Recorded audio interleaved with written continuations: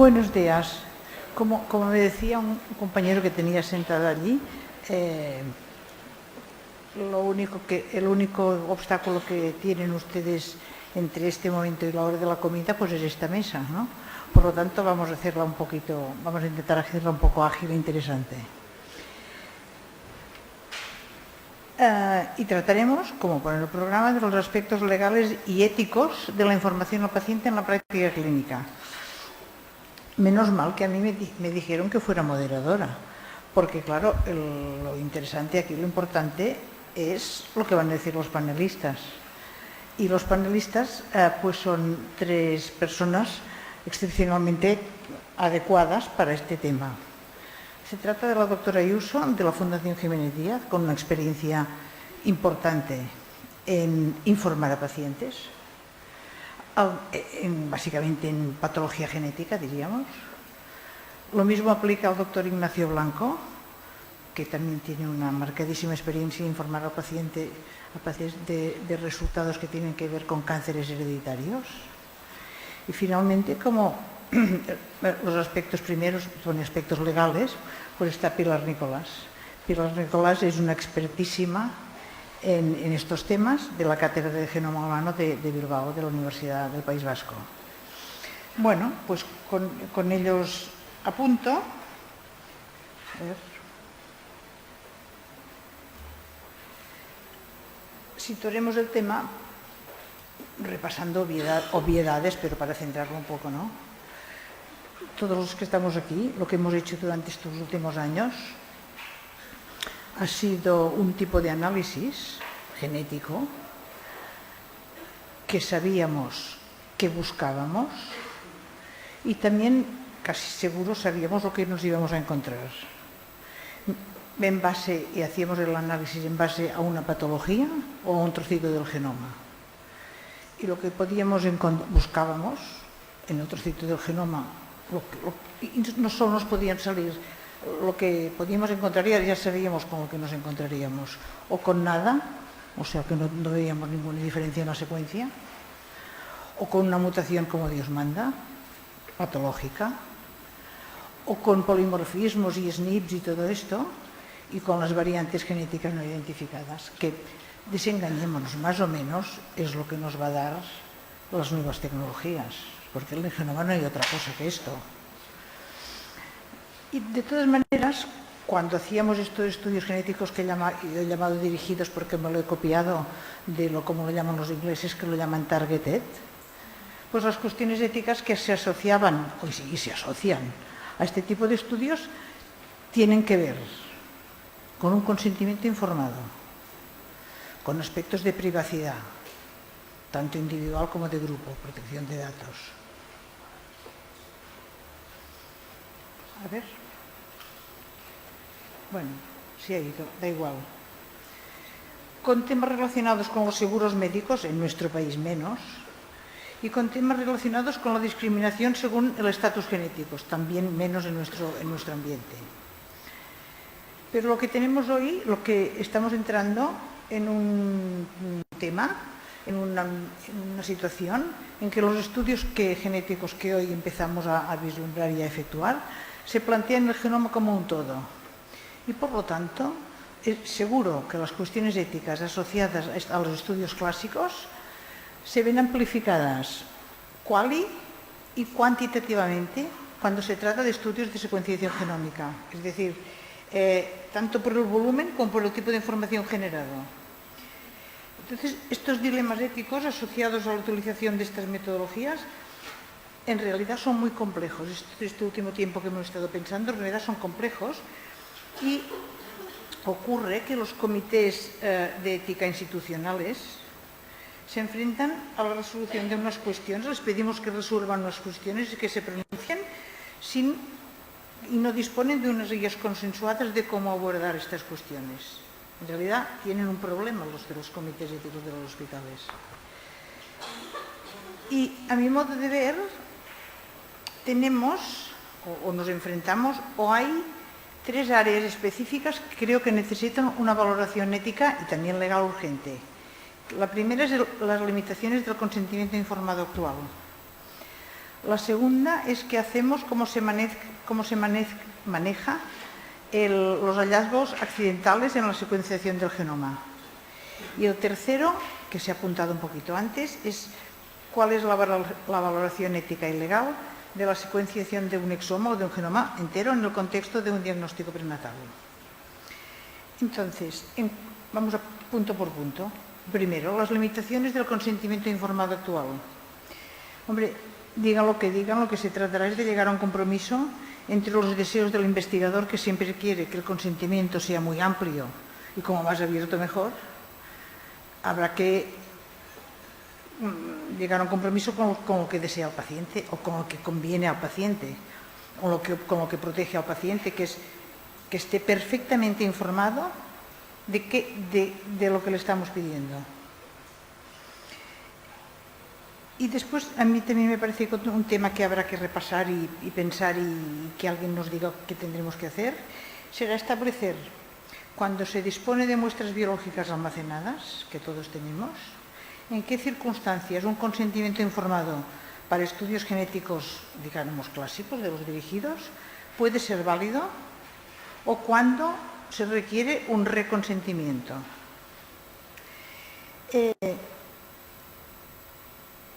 Resulta que para comentar este tema y para discutir este tema de las limitaciones del consentimiento informado actual, ha venido al pelo que un grupo de compañeros nuestros acaban de publicar un trabajo que tiene este título, Consentimiento informado para los estudios de secuenciación del genoma entero en un ambiente, en un clinical setting. Recomendaciones y contenido en este campo. Por lo tanto, os lo digo porque lo busquéis y lo leáis, porque está muy bien. De todas maneras, aquí venimos a hablar con los panelistas. Y entonces, las preguntas que les voy a hacer y que ellos ya saben son las siguientes.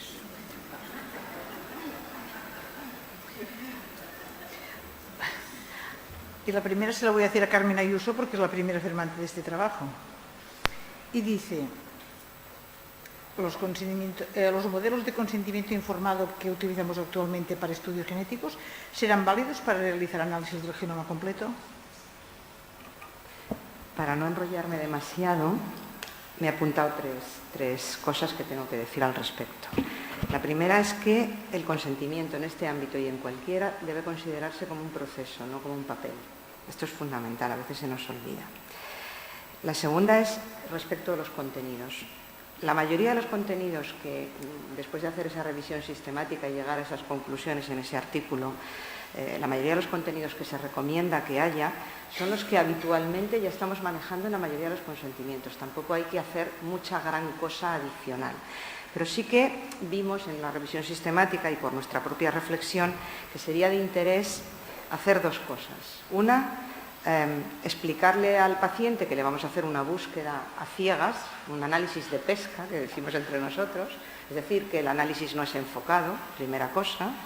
Y segunda, en relación con eso, que el tipo de información, por tanto, que podemos obtener tiene algunas complejidades. Que el paciente entienda esto, que nos podemos encontrar cosas que todavía no sabemos lo que quieren decir y que nos podemos encontrar cosas que no son las que estamos buscando y que sean importantes para saber. Y la tercera cuestión, que es importante dentro del proceso de consentimiento informado, es que pactemos de manera genérica, porque es imposible hacerlo de una manera muy detallada, pero que pactemos en el proceso de consejo genético previo y de consentimiento informado, pactemos con la persona que se va a hacer el exoma o el genoma completo, qué clase de información le deberíamos dar, porque pueda ser relevante y podamos actuar, le deberíamos dar después de ese proceso, y qué clase de información él desearía o ella desearía tener durante ese proceso, estratificando la información en diferentes niveles. Y de alguna manera genérica establecer a priori qué es lo que qué tipo de información le vamos a proporcionar al paciente. Estas serían las recomendaciones, es decir, consentimiento como proceso, contenidos similares a los previos pero con algunas puntualizaciones y en tercer lugar estratificar y pactar previamente el tipo de información que se le va a entregar al paciente. ¿Queréis decir alguna cosa, algún comentario a esta respuesta? Bueno. Entonces, Voy a cambiar el orden que tenéis, pero le quiero preguntar a Pilar Nicolar y también a Carmen Ayuso. ¿Se debe incorporar a la historia clínica del paciente el resultado de su secuenciación genómica? ¿Bajo qué cobertura legal? Es que yo no sé si se debe o se puede incorporar en la historia clínica esta que tenemos toda ya, la electrónica, y allí hablan por ahí para abajo los genomas de la... Claro que también van para arriba y para abajo de la radiografía, no sé si me entendéis. Pero no lo sé, como esto parece que es más delicado, por eso os lo pregunto. ¿Y bajo qué cobertura legal? La cobertura legal es la de la ley que regula la historia clínica, que es la Ley 41/2002 de Derechos de los Pacientes y Documentación Clínica. Entonces, en esa ley se enumera cuál tiene que ser el contenido de la historia, y entre el contenido están los resultados de los análisis, de cualquier análisis que se haga al paciente, ¿no?, en el ámbito clínico. Y si el análisis es genético, pues también. Y si es de genoma completo, pues también. Lo que yo no sé es si técnicamente esto presenta algún problema. Cuando hablabais de lo que pesa la secuenciación, eso ya es otro tema, ¿no? Si técnicamente habría que hacer algún tipo de adaptación o a lo mejor en vez de una incorporación directa, una conexión a otra base de datos, que eso yo ya no lo sé, ¿no? Pero como parte del contenido que está enumerado en la ley que regula la documentación clínica, sí. O sea que no hay ningún problema en poner estos datos de secuenciación, o como sean, en la historia clínica del paciente. No. Bueno, el saber que no hay ningún inconveniente legal es una tranquilidad, pero no sé si... Yo voy a expresar mi opinión, que es una opinión personal, no he hecho ningún análisis bibliográfico ni nada. Yo creo que por las limitaciones técnicas en primer lugar, pero sobre todo por las limitaciones, digamos, de índole práctico y ético en el trato con el paciente, sería importante que hubiera un informe resumido e interpretado del exoma o del genoma en la historia clínica del paciente, mientras que el contenido general de las lecturas y de todas las variantes y de todas las mutaciones, en mi opinión, debería de estar en un repositorio que no sabemos lo grande e inmenso que tendría que ser, porque plantea muchos problemas técnicos, pero que no fuera directamente accesible, por la dificultad que hay en la interpretación de los datos. Esta sería mi opinión. Claro, es que luego otra cuestión es la posibilidad de establecer niveles de acceso a la historia, ¿no?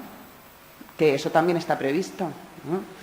No todos los médicos o todo el personal que puede no ser médico, que acceda a la historia, tiene que acceder a todo, ¿no? Eso también habría que tenerlo en cuenta. Yo aquí también matizaría dos cosas. Hombre, si tenemos ese hipotético informe de 2 hojas del resumen, pues yo creo que esto, incorporarlo a la historia clínica, pues es correcto, ¿no? Otra cosa es cómo debemos ver o cómo debemos interpretar toda esta información que se obtiene después de la secuenciación masiva del exoma o incluso del genoma.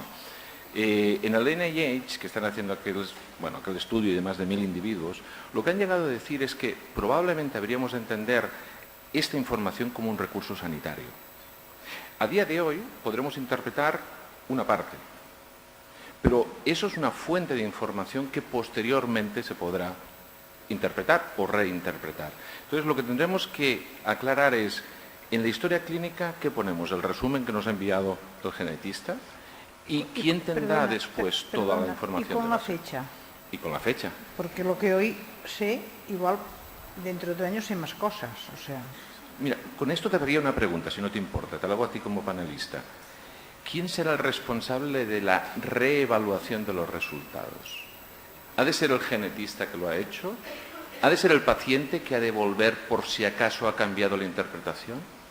Esto hay un artículo que se lo preguntan unos autores, y entonces, porque los que lo escribieron se ve que decían, el médico es el responsable de que cuando pida un análisis de este tipo y le den los resultados, él explique lo que sabe a día de hoy, y lo que no, diga, y hay muchas cosas que no se las puedo explicar porque no las sé, pero que este señor continúe estudiando y cada cuando, con lo que sabe de más, diga, uy, a la familia Pérez García la voy a llamar porque le tengo que decir que de lo que tengo almacenado aquí sé más cosas. Entonces rápidamente hubo un grupo que dijeron ni hablar de esto. Esto que sea el paciente que de vez en cuando, cada cuando sea, como que el que se va a hacer la revisión al dentista, vaya a hacerse la revisión de los datos de su genoma. Doctor, ¿hay novedades? No, estupendo, pues hasta el año que viene. De todas aquellas variaciones que me han dicho, ¿algunas saben? Sí, pues entonces vamos a ver. Y esto está, claro, esto es un poquito de ciencia ficción, pero bueno, también habrá que resolverlo, ¿eh? Todo habrá que resolverlo. Monse, si me lo permites, quiero hacer una observación y creo que Jaime ha pedido Perdón. la palabra. ¿Quieres? Sí. Yo, en lo que te dan el micrófono, simplemente quería decir una cosa. Creo que hay un momento que por defecto tiene que ser siempre general, y es que si una persona tiene su genoma hecho, tiene que aparecer en su historia clínica que eso es así. De manera que si tiene un episodio distinto de aquel por el que consultó y se hizo el genoma, el clínico tenga la posibilidad de saberlo y por tanto consultar, porque podría haber datos adicionales que consultar y que podrían ser de interés. Entonces, creo que hay dos situaciones. Una, cada vez que el paciente tiene un episodio relacionado o no con su problema de consulta, que exista la posibilidad de consultar nuevamente los datos e interpretarlos, y también establecer una periodicidad para revisar esto por si hubiera algún dato adicional. No sé si permites preguntas ahora. No sé si lo que quieras, Jaime. No sé si lo... perdona que te he interrumpido, me parece interesante la pregunta, claro, la hago yo.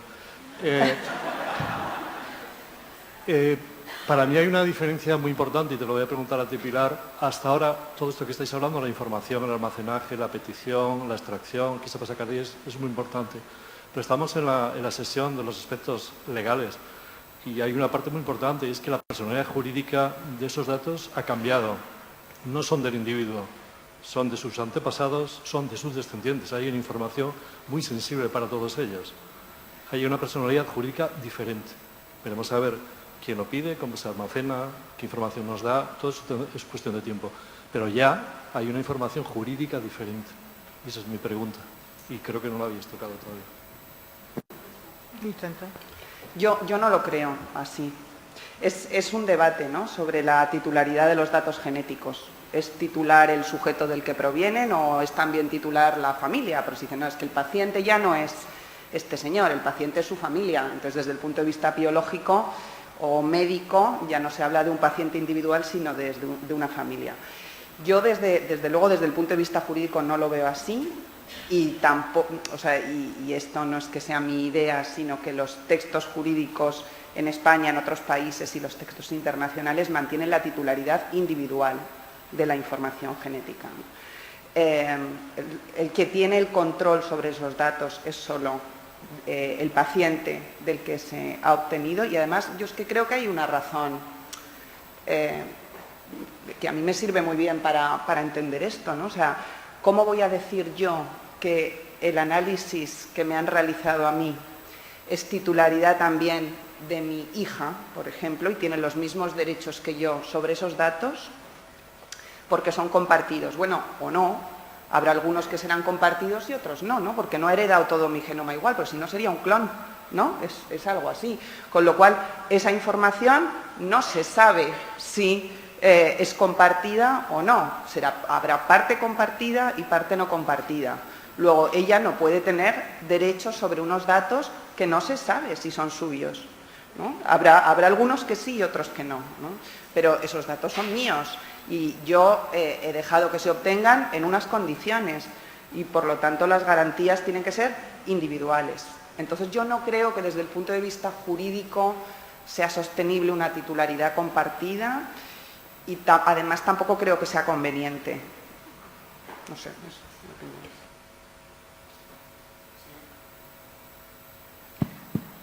Yo soy la hija, yo estoy enfadada con mi madre y tengo las dudas de que puede haber una información sensible para mí, que soy la hija, incluso para mis descendientes. ¿Puedo acceder a esa información? Eso es otra cosa, es articular mecanismos que puedan justificar una ruptura del deber de confidencialidad.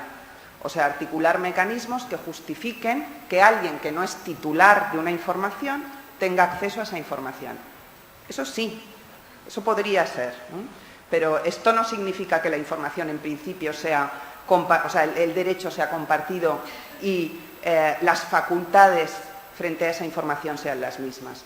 Porque esta posibilidad sería una excepción. Y sí, efectivamente, el deber de confidencialidad se puede romper si el bien que se va a conseguir es superior al perjuicio que se causa. Es lo que se llama un estado de necesidad. Y ahí habría una justificación de ruptura de ese deber. Pero eso no le da la titularidad de ese derecho a quien accede a esos datos, sino que accede por una vía de excepción por la protección de otro derecho, que es su derecho a la salud. Sí, ya podéis intervenir. Ningún problema. Sí, efectivamente, como se ha explicado, desde el principio y brevemente, ¿no? La incorporación de esta información en realidad en la Ley de Autonomía del Paciente es más bien una obligación que una decisión voluntaria del profesional. Otra cuestión distinta es tecnológicamente cómo se puede articular, porque efectivamente si hay una información más sencilla o hay una información que no cabe en el sistema de información y puede estar fuera, como decía Pilar, pero es más bien una obligación. Ahora, lo que sí hay que tener en cuenta es que es una información que tiene una sensibilidad específica y, por tanto, que las medidas de seguridad, sobre todo en formatos de historia clínica electrónica, tiene que permitir que esa información esté en sobres cerrados, de forma que los accesos estén mucho más limitados, que pueda estar otro tipo de informaciones relacionadas con esa persona. Y verdaderamente son dos cuestiones distintas, la titularidad, que comparto plenamente, la titularidad, en realidad no es la titularidad, porque sobre la historia clínica confluyen muchas legitimaciones, porque hay legitimaciones del paciente, por supuesto, y de los profesionales que tienen que prestar la asistencia sanitaria con independencia del consentimiento del paciente y pueden tener que acceder a esa información, porque la historia clínica, su finalidad principal es garantizar una adecuada asistencia sanitaria. Y puede que en algún momento pueda haber razones de interés general que permitan ese acceso a la información clínica. Por tanto, no es una cuestión de titularidades. Toda esa información afecta a otros, pero está en la historia clínica de ese paciente. Y es totalmente distinto lo que consta en historia clínica que los accesos a la historia clínica. Y ahí sí que hay que discriminar. Se puede dar la situación que comenta Pilar, que efectivamente se puede dar, pero también en la Ley de Autonomía del Paciente hay una previsión de que pueda haber información de terceros que está incorporada en beneficio de la asistencia sanitaria al paciente. Y esa, en unos casos, no es este el que estaba comentando Pilar, sino otra información, en esos casos el propio paciente tiene limitado el acceso a la información de terceros que se incorporó por razones de asistencia sanitaria a su historia clínica. Bueno, ya que estamos con la información en la historia clínica, era para Pilar esta pregunta, pero bueno, ante la posibilidad de utilizar con fines de investigación o epidemiológicos datos genéticos que ya están en la historia clínica, ¿hace falta informar y solicitar el consentimiento? Sí. Sí, salvo que se vayan a anonimizar. Entonces, aquí podemos entrar en el debate de la posibilidad de garantizar efectivamente una anonimización de los datos genéticos, ¿no? Yo me remito a lo que ha dicho Jesús. La anonimización en términos legales no significa una absoluta imposibilidad de ligar datos a sujeto, ¿no? Sino que significa que eso no se haga por unos medios que se consideran razonables, ¿no? Y se pueden establecer ciertas medidas de todo tipo para que esto se garantice para los datos genéticos. Luego, yo creo que hoy en día sí se puede hablar de datos genéticos anonimizados, creo, desde el punto de vista legal, con diferentes mecanismos. Si no se van a anonimizar, hay que pedir el consentimiento, aunque se vayan a codificar, o sea, aunque se vayan a utilizar de forma disociada, pero si ese código se mantiene y la posibilidad fácil de volver a la identidad del sujeto se mantiene, entonces aún así hay que pedir el consentimiento. De todas maneras, después de lo que han hecho estos muchachos de Massachusetts, lo de la anonimización a mí ya no me parece tan anónimo, porque es verdad que tienen que ser del Instituto Tecnológico de Massachusetts para saberlo hacer, pero bueno, lo han hecho. Quiero decir que todo es relativo en la vida, ¿eh? ¿No? Bueno, entonces, referente al primer punto, a las limitaciones del consentimiento informado actual, tengo la sensación de que no son tantas, ¿verdad, Carmen? No son tantas estas limitaciones, no.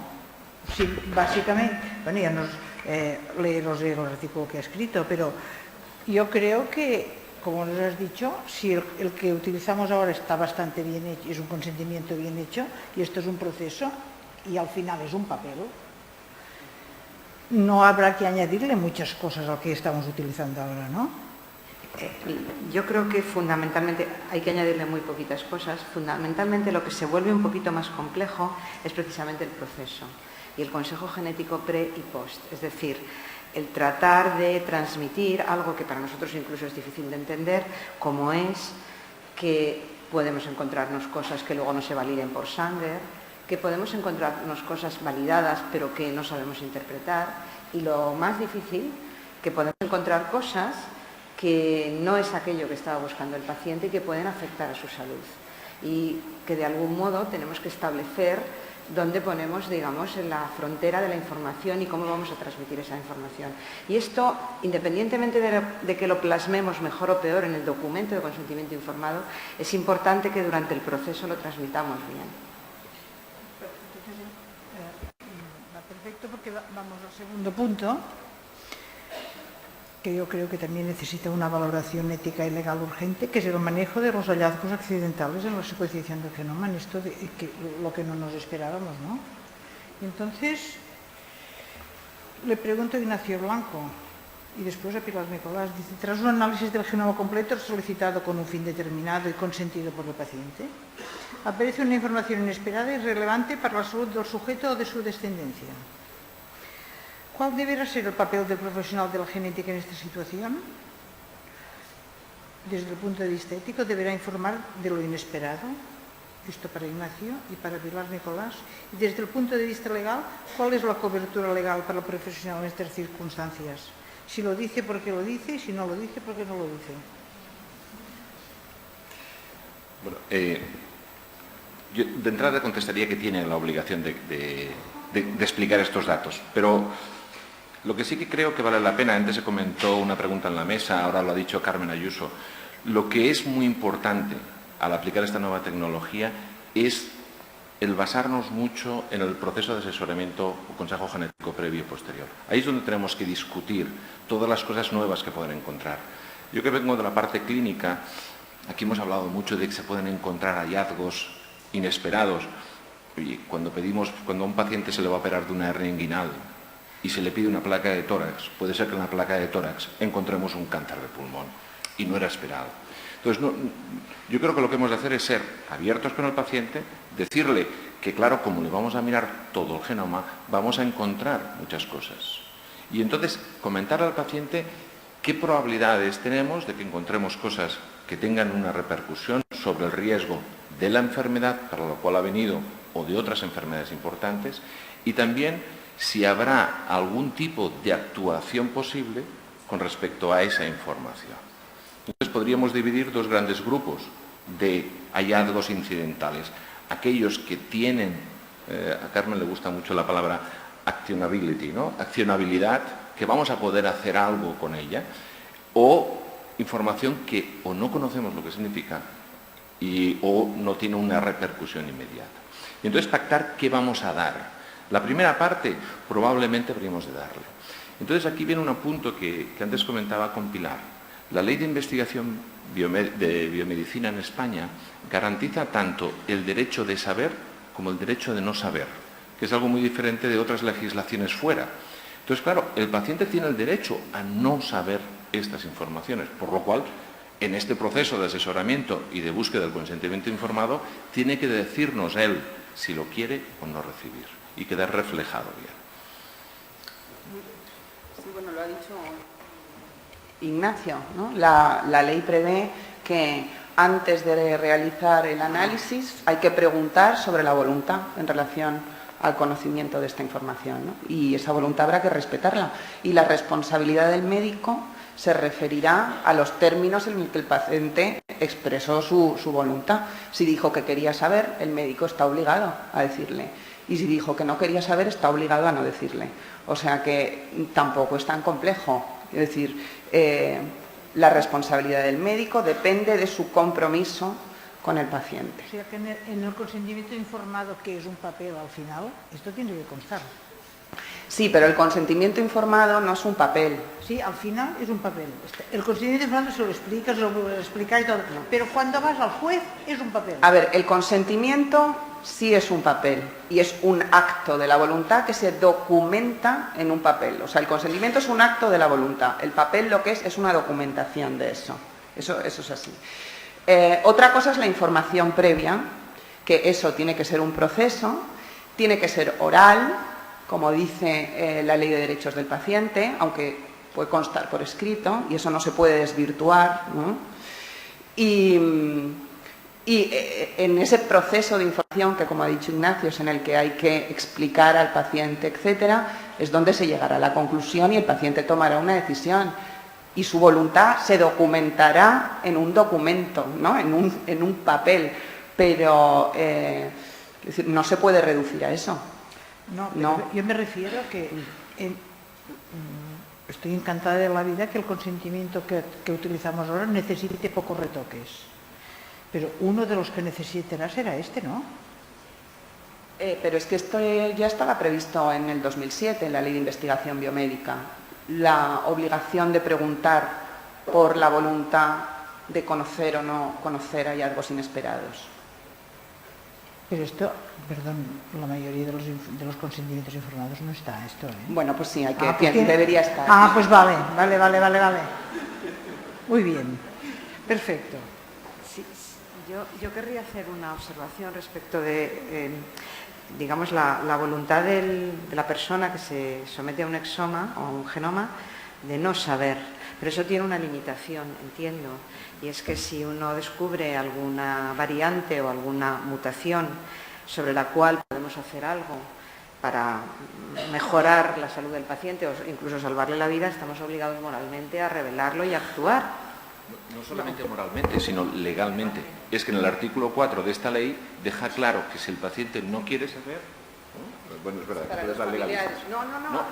No, según la ley, literalmente lo que dice es que si hay un hallazgo que puede ser útil para la vida del paciente o a sus familiares, se le podría revelar a un familiar del individuo que ha solicitado el estudio, previo asesoramiento con el comité asistencial, si existe, y entonces la información solo ser limitada a esos hallazgos. Y esto está recogido en la ley.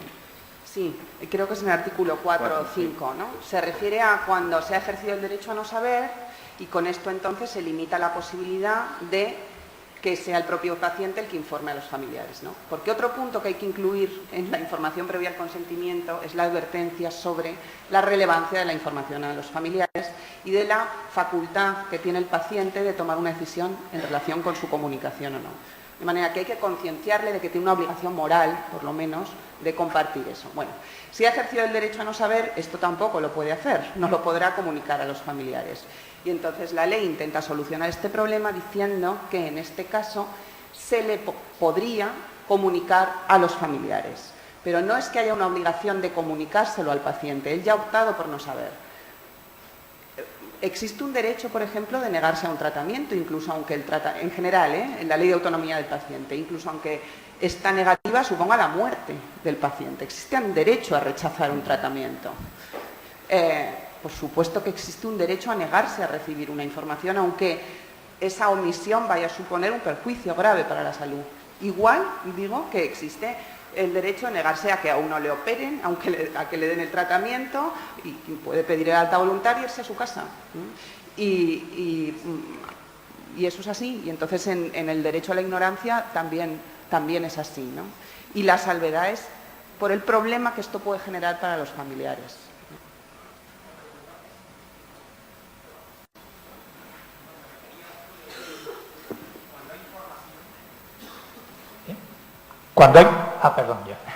Cuando hay información en un paciente que es relevante para los otros familiares.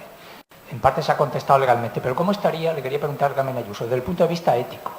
Cuando existe algún conflicto, como el que han mencionado antes, de familias que no se relacionan entre ellos, pero sabes que esa información es muy relevante para el familiar, para el hermano, para el sobrino, que pueden estar en riesgo de alguna enfermedad.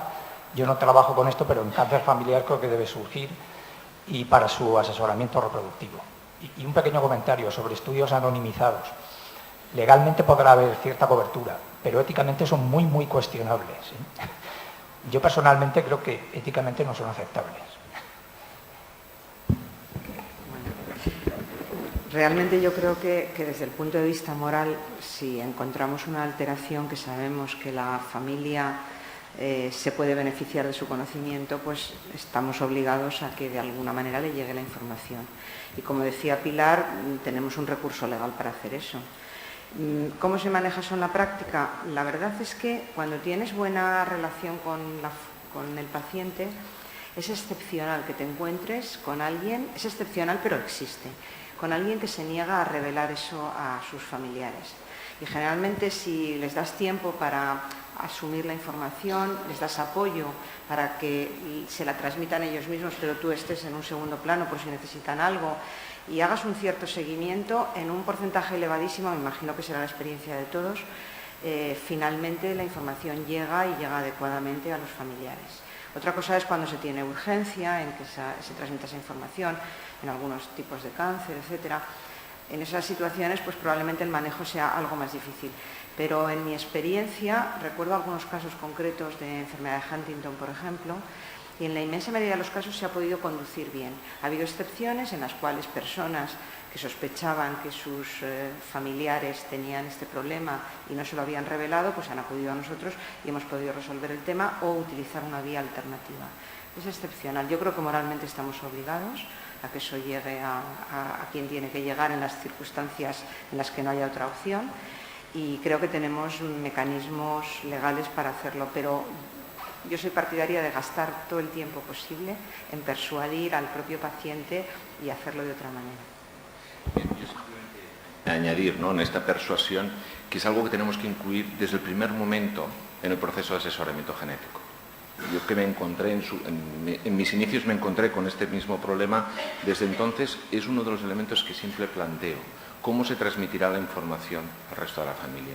Porque si en esa fase inicial detectamos que hay una distorsión familiar y que esa información no llegará, podemos planificar las vías que utilizaremos para que llegue. Entonces, yo creo que lo que debemos hacer es volver a hacer mucho énfasis en el proceso de asesoramiento genético.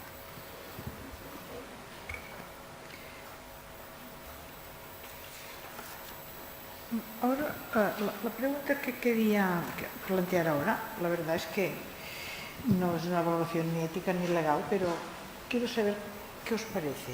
O sea, cuando la secuenciación de genomas completos esté incluida en la cartera de servicios de los sistemas públicos de salud, que a lo mejor lo está,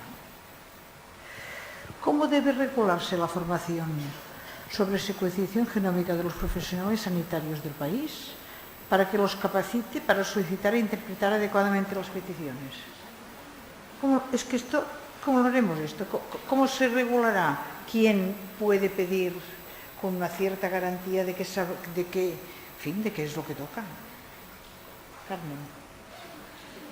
O bueno, los tres, uno detrás de otro. Tú sabes que yo doy respuestas largas y esta pregunta es muy difícil, tiene una respuesta larga, pero voy a ser muy breve. Pero voy a ser muy breve. Mira, yo creo que esperemos que pongamos los medios antes de que eso ocurra para que no se nos caiga encima este problema. Uno de los medios fundamentales es regular la formación en general en genética, no solamente en esta tecnología.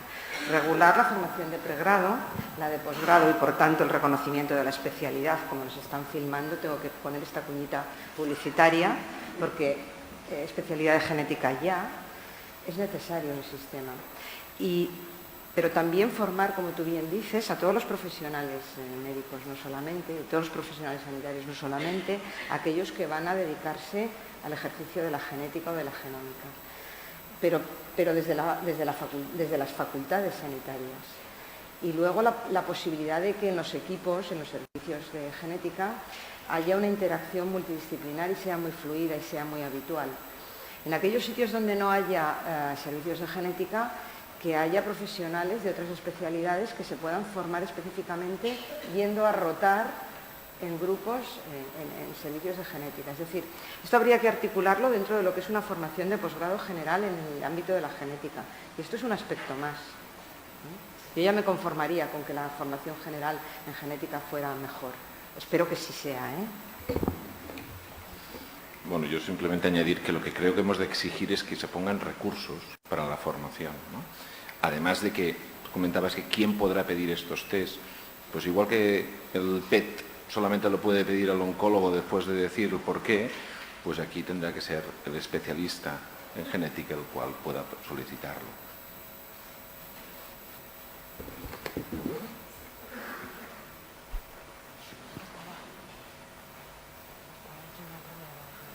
Pues tú mismo. Por esta lo tengo más cerca, primero estoy esperando al señor. Sí, gracias, no sé. Oye, a mí hay una cosa que me preocupa muchísimo, bueno, estoy fascinada porque estoy cambiando de opinión de muchísimas cosas con todas las intervenciones vuestras. Pero hay una cosa que me preocupa mucho. ¿Qué opináis sobre todo el mundo se pone bueno, todo el mundo, una consultita privada, ¿no? Entonces, ¿qué opináis de la utilización de estas tecnologías, por ejemplo, hacer un exoma o un genoma completo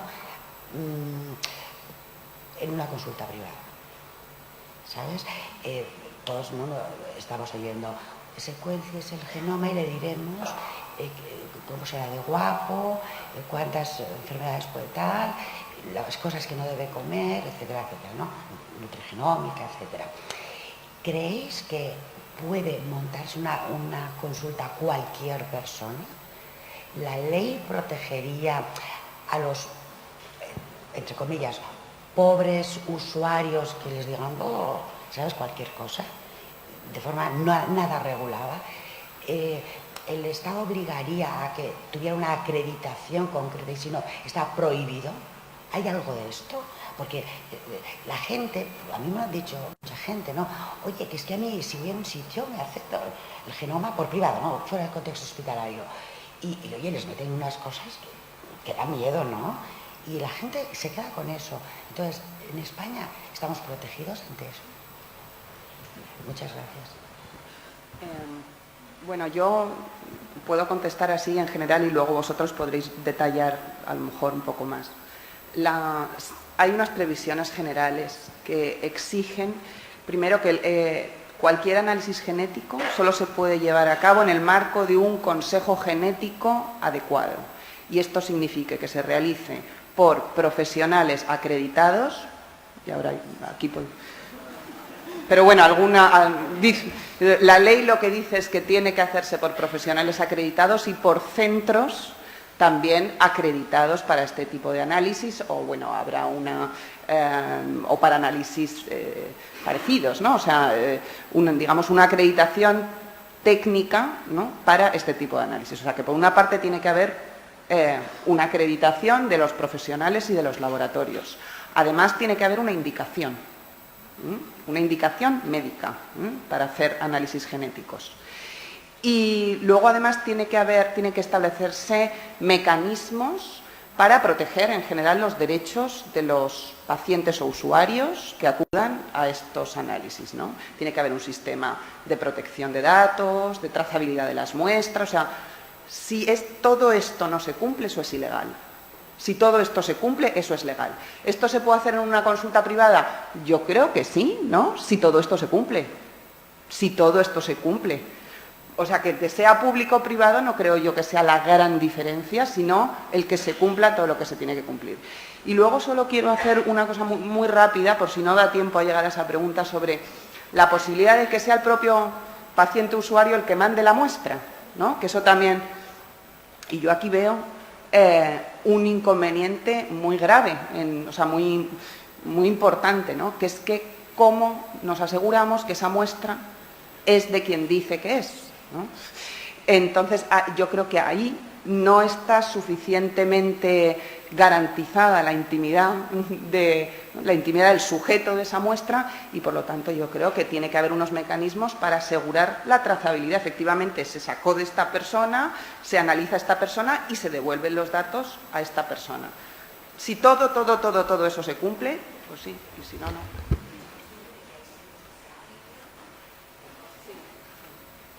Yo, si me lo permites, te diría que tenemos que diferenciar en cómo se hacen las cosas respecto de quién paga lo que se hace.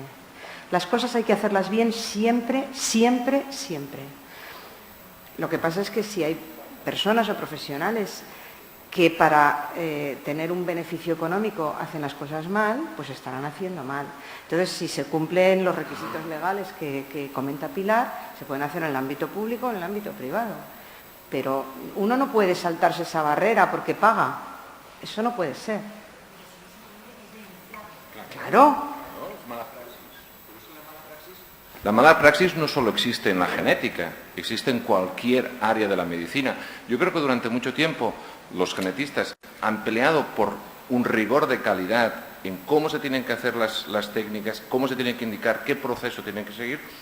Y esto simplemente es aplicarla a esta nueva tecnología que no se cumple, pues no deberían ser aceptados, podrán ser denunciados o podrá llevarse la labor legal necesaria. La pregunta que nos iba a hacer la moderadora después era sobre las Direct to the Consumer. Ahora te lo hago, aprovechándote lo hago. Sí. Te doy la palabra. Porque estaba preparada Sí, porque... para decir, no que te lo hagan en un sitio. La pregunta, yo lo que quería debatir era cuál es, desde el punto de vista ético, más ético que legal, la postura del profesional de la genética frente a resultados obtenidos mediante aquellas pruebas que denominamos directas al consumidor, las que se compran y vienen con el resultado. ¿Cuál es, desde el punto de vista ético-legal, cuál o debería ser la postura del profesional de la genética? Sí, yo creo que la ha contestado Pilar.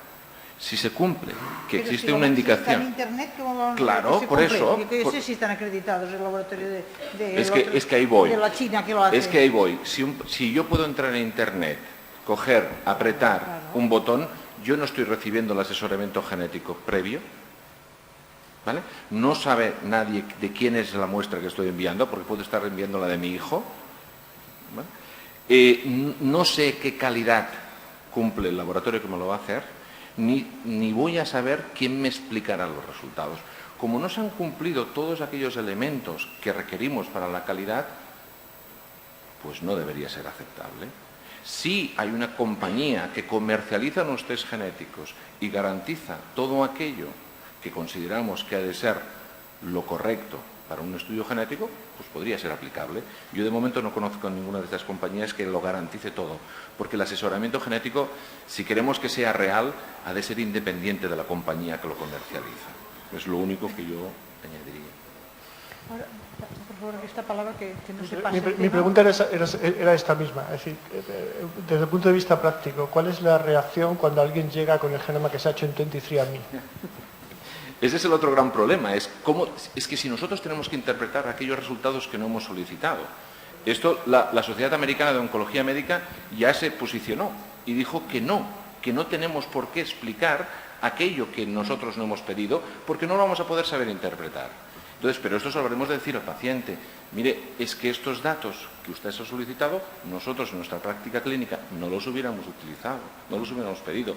Y tendremos que debatir con el paciente. Hombre, también te soy honesto, si hay un resultado en ese informe que nos trae que claramente puede ser validado por otra técnica, pues igual lo que tendremos que hacer es validarlo. Pero no nos hemos de hacer responsables de algo que se ha obtenido de una forma, digamos, que poco ortodoxa, que es mi opinión, ¿eh? Un momentito, que al fondo... Sí. Yo tengo una pregunta que va encarada más a mí me parece el debate muy interesante porque legalmente y éticamente no está muy regulado muchas de las cosas de las que estamos discutiendo ahora en estos momentos. Yo estoy trabajando en una empresa privada, ¿vale? Y a mí lo que me falta es, estamos hablando todo el rato, en todo momento, de un paciente que está enfermo, que va a una consulta y que quiere hacerse un análisis genético. ¿Qué ocurre con esa persona que está sana y que va y que quiere hacerse también un exoma o quiere hacerse un genoma? ¿cómo se regula eso desde el punto de vista ético o legal? Si cualquier persona, porque cualquier persona estamos en derecho de poder ir a pedir una muestra. Yo creo que Pilar, uno de los primeros puntos que apuntaba era la indicación. El paciente no va a ver al médico para que le haga un estudio genético. El paciente va al médico con una sintomatología y es el profesional de la medicina, el profesional de la genética, el que considera que necesita unas exploraciones complementarias, llámese estudio genético, para poder llegar al diagnóstico y hacer un planteamiento de seguimiento y de tratamiento. Es decir, hay una indicación del estudio. Entonces, ¿cuál es la indicación del exoma? Yo lo dejo aquí. Yo creo que... De todos modos, fíjate que aquí se mezclarían varias cosas. Una, lo que ha comentado Ignacio. Una segunda, que sería un diagnóstico predictivo aleatorio de todo el genoma. El diagnóstico predictivo enfocado ya tiene una cierta regulación ética, alguna legal, etcétera. Yo creo que esto tiene un nivel de complejidad tal que probablemente habría que abordarlo en una segunda fase cuando tengamos suficiente experiencia acumulada de cómo manejamos en la práctica clínica los exomas genomas de pacientes y en una segunda fase poder abordar los exomas genomas de población sana. Esta es mi opinión. Sí, pero para poder saber cualquier variante que puedas encontrar en la población, también necesitas secuenciar pacientes sanos que te permitan cribar o eliminar aquellos falsos positivos. Como investigación, supongo, ¿no? Y incluso también en la práctica clínica, porque tú a lo mejor tú estás diciendo que tienes mutaciones específicas que encuentras y que a lo mejor no están asociadas a nada. Sí, pero para esto se han hecho diferentes proyectos internacionales que lo que han buscado es conocer cuál es la variabilidad que existe y a ver si podemos identificar qué variantes se asocian con un determinado fenotipo. Esto no es el que un individuo pueda y diga, yo quiero que me hagan todo el exoma, porque probablemente ahí es donde no vamos a saber dar respuesta a las variantes que estén identificadas. Y yo por eso el mensaje es, si no existe una indicación clínica, no debería hacerse en estos momentos el estudio del exoma completo. Pero si somos realistas y alguien se quiere hacer un exoma, se hará un exoma, ¿eh? No lo dudéis. Sí, y hay unas indicaciones... Luego, ¿quién le ayudará a interpretar aquello? Esto ya lo veremos. Y hay unas indicaciones de la amniocentesis, hay unas indicaciones de una serie de pruebas y la gente se lo hace. El hecho de que exista la no adecuación a una norma no significa que tengamos que dejar la puerta abierta. Yo creo que como profesionales tenemos que decir, no debería hacerse esto. Le voy a dar la palabra a este compañero aquí, pero esto de hacerse el exoma porque me lo quiero hacer, creo que va y acabaremos con el último punto, con el exoma del prenatal. Di tú. Digo. Sí, si me dejan decir que no sé. No, yo trabajo en una dirección antes se llamaba planificación, ordenación y acreditación, ahora se llama gestión del conocimiento y evaluación. Yo trabajo en la parte de evaluación, pero tengo compañeros que trabajan en acreditación. Estamos hablando aquí de acreditar centros y acreditar profesionales. Una de las preguntas que me preguntan como evaluador es ¿qué es acreditar un profesional y qué es acreditar un centro? Porque sigo pensando que en España existe un limbo legal brutal. O sea, sí que hay una ley de investigación biomédica que establece unas normas generales, pero no hay unas normas acompañantes que establecen la acreditación de profesionales y acreditación de centros, con lo cual hay un limbo brutal, como decía. La otra, y relacionada con las pruebas diagnósticas dirigidas o los test diagnósticos genéticos dirigidos al paciente, hay otra cosa que no nos olvidamos, que es el paciente envía su muestra, que en estos momentos puede ser el exoma, no sabemos si es el suyo o es el de otra persona, eso va a algún sitio, que tampoco sabemos dónde va, que se compila, que tampoco sabemos dónde se compila, que tampoco sabemos dónde se armoniza ese tipo de leyes acompañantes, porque yo no sé dónde mando la muestra. Quizá la mando a Pakistán, en ese momento se compila en Pakistán y las leyes de Pakistán son totalmente diferentes. ¿Qué mecanismos legales tenemos para acreditar profesionales, acreditar centros y que ese tipo de muestras, que en estos momentos quizá no tienen ningún refrendo en clínica, ni ninguna indicación, ni ningún movimiento un manejo diferente que vayamos a hacer con el paciente, que eso no tenga un proceso a posteriori cuando ya se sepa qué es lo que es y que haya alguien que no utiliza esa muestra con fines de lucro? Poco te podré contestar. La ley dice que son las comunidades autónomas las que desarrollarán la normativa para poder acreditar. Por eso te digo, entonces lo que hay que hacer es coger al legislador y decirle, ¿para qué haces una ley en el 2007 que no es aplicable porque no tenemos las siguientes correspondientes leyes? Sí, sí. No, por eso que eso es un limbo que hemos de poner. Y en lo otro que apuntabas es que tienes toda la razón. Es que ni siquiera sabemos qué pasa con esa muestra una vez finalizado el estudio. ¿Vale? Se tira, se deja, se vende, ¿vale? Por lo cual yo creo que queda claro, ¿no? Que el mensaje es que tal y como están en estos momentos esta venta de estudios genéticos no deberían ser aprobados. Pero también nuevamente el legislador debería ayudarnos, como ha pedido la Sociedad Europea de Genética Humana, en poner una ley que prohíba este tipo de venta de un producto sanitario. Y creo que para acabar, os preguntaría, de la misma manera que aquella persona que te viene a ver a ti porque se quiere hacer un exoma y no le duele nada, a un feto, en un contexto de un diagnóstico prenatal, puesto que está el ADN, también se puede pedir el exoma y ya estará hecho. No sé cómo deciros. Y cuando sea más mayor y le duela lo que sea, pues ya se consultarán los genes que tocan asociados al asunto. ¿Cómo lo veis todo esto? Porque esta persona que pide el exoma, a lo mejor pide el exoma, pues eso, para cuando le pase algo, ya tener su exoma hecho y que ya lo vaya a enseñar a quien sepa para que le busque los genes que tocan o lo que haya que mirar en aquello. ¿Cómo lo veis esto? Porque otra cosa que encuentro yo, o pienso yo, que haciendo estos estudios a los fetos, al feto no le puede preguntar si quiere conocer o no quiere conocer, ¿eh? ¿Qué ocurre? ¿Cómo está esto cubierto? Pues, claro, los que no han nacido todavía no tienen personalidad jurídica, entonces no son titulares de derechos. Pero ¿no? pueden tener exoma, entonces, no tendrán personalidad jurídica, pero claro, pueden tener exoma, ¿eh? Claro.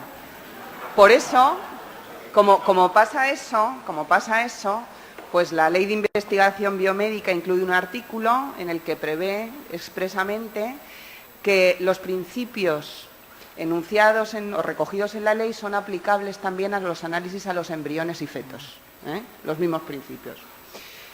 Y dentro de la ley hay una atención específica para los análisis a personas que no pueden consentir, por ejemplo, por sí mismos, por ejemplo, los menores, ¿no?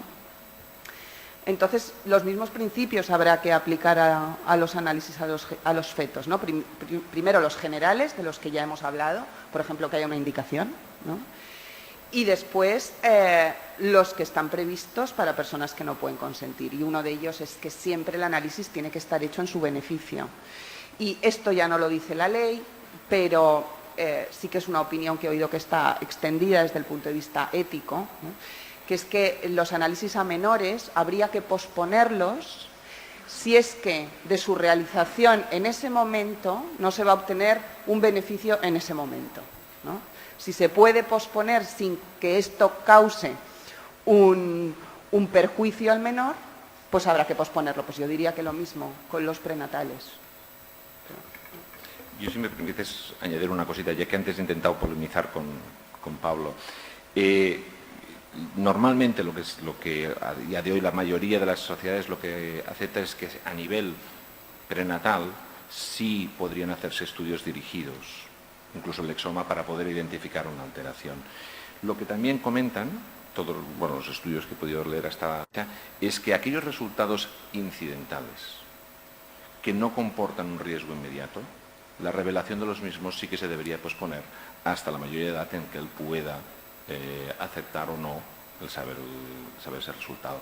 Pero como la pregunta que hacías es hacer exomas al no nato, pues si no es dirigido, no.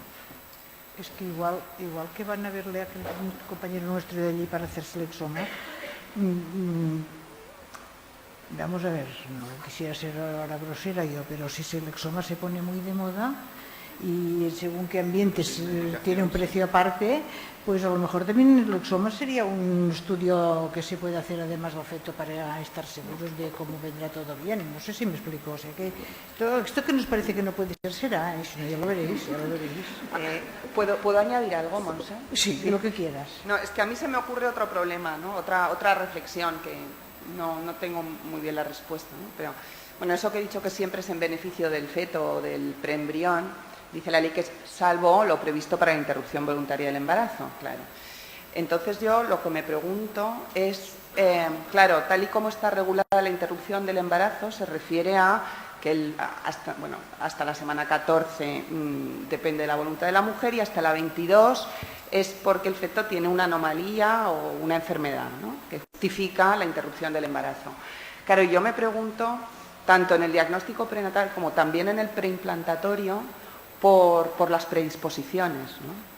O sea, porque claro, estos análisis, esta secuenciación lo que hace es dar muchísima más información y supongo que de muchísimas predisposiciones, ¿no? Y ya ha habido algún caso, creo que se ha examinado en el Reino Unido y no sé si alguno en España, ¿no?, sobre no transferir preembriones por predisposiciones a cáncer de colon o a cáncer de mama. Y bueno, y esto supongo que habrá mucho más por descubrir, ¿no?, muchas posibilidades más. Y no sé, esto me parece que sí merece a lo mejor una reflexión, ¿no? Porque claro, si está se podría decir que sí hay una indicación, ¿no? Pero, no sé. Déjame que diga un par de cosas. Este documento que antes mencioné en el coloquio de la mesa anterior del Colegio Americano de Genetistas y Genomistas Médicos, dice en otro punto que la secuenciación genómica o exómica no debe ser usada en estos momentos como una aproximación al screening prenatal. Lo dice explícitamente, es una frase muy cortita pero muy, muy clara.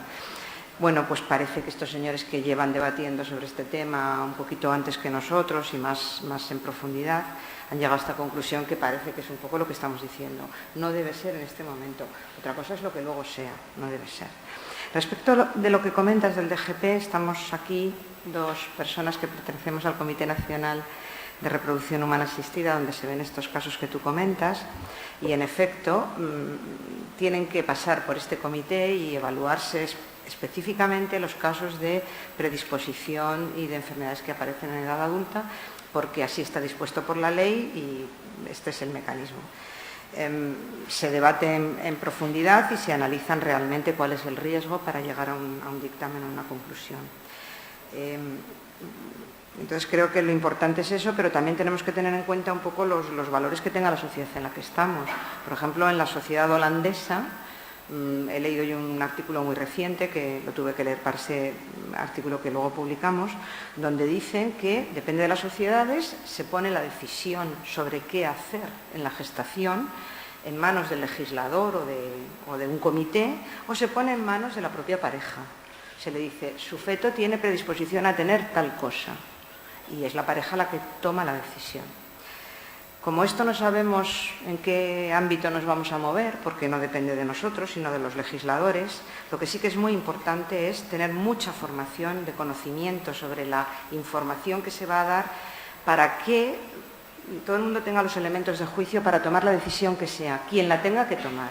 Entonces es muy importante saber muy bien qué información es la que estamos dando, no manejarnos en la menor incertidumbre posible y que los profesionales sean los mejores posibles para transmitir esto. Vamos a acabar dándole la palabra a Guillermo Antiñolo, que ha levantado la mano. No, yo por abundar en lo que decía Carmen, tenemos una ley de reproducción humana asistida que contempla los momentos en los que se puede o no hacer diagnóstico genético preimplantatorio, que a su vez esas decisiones se toman en la Comisión Nacional. Y porque hablamos de cosas que no siempre son lo mismo. predisposición no es lo mismo que penetrancia incompleta. Entonces es importante que cuando hablemos de las cosas quizá las llamemos por el nombre que toca. No es lo mismo tener una probabilidad de desarrollar una enfermedad del 60 o del 70% que tener una predisposición con un rango de incertidumbre altísimo. Yo creo que esos supuestos ahora mismo en dos áreas en las que yo trabajo, que es reproducción humana asistida o medicina fetal, no tienen espacio. Y volvemos al inicio de las charlas de hoy, aunque solo sea por sentido común, ¿no? Muy bien, pues muchas gracias.